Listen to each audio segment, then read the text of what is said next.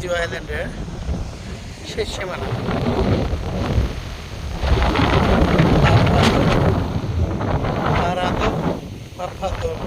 নামে যেটা আইল্যান্ড দেখা যাচ্ছে এখানে আমরা দেখাচ্ছি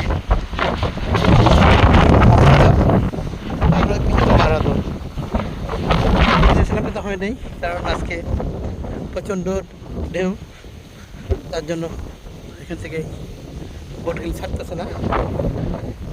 তো এই ছোট একটা শর্ট ভিডিও আপনাকে দেখাচ্ছি যে তো এটা চিজুদের সবচেয়ে শেষ সীমানা দক্ষিণের দিকে, তাই আপনাদের জন্য একটা ছোট ভিডিও।